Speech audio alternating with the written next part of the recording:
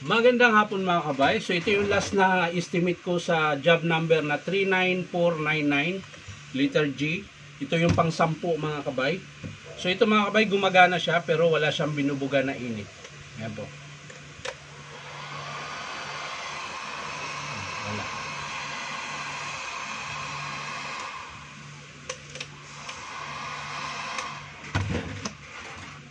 So maaring sa element or sa PCB board. Yan, hindi PVC. Magkatunog kasi.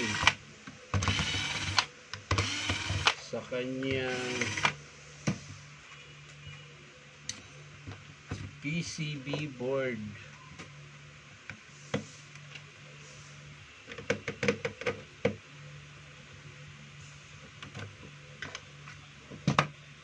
So ayan, makinis yung kanyang PCB board mga kabayo. So wala pong problema dyan. Sa switch, ganun din. So dito tayo sa element tsaka motor.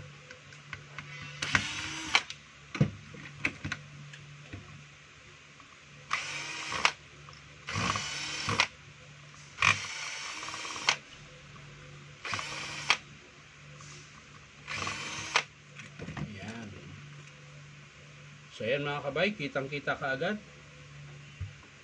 Ayan, yun ang itim. Putol po yan. Ayan. Kung mapapansin nyo dito, ayan, dapat ganun ang kulay. Pagdating dito, ang itim. Oh. So putol po yung kanyang PCB board. Ayan. Ay, PCB board. Element pala. So isasara na natin ito mga kabay. Dahil alam na po natin kung ano yung papalitan. Ayan, sasara na lang natin ito.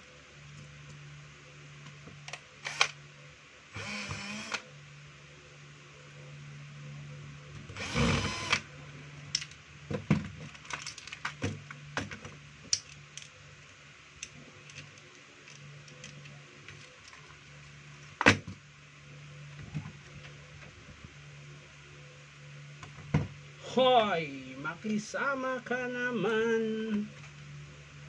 Huwag mo na akong pahirapan. Yun, ayos na mga kabay. So silipin lang natin yung kanyang motor. Ayan, mahaba pa po yung carbon. So okay pa po yan. Ayan.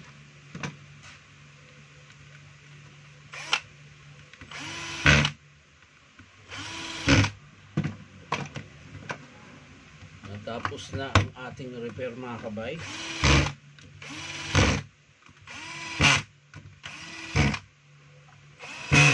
Yan.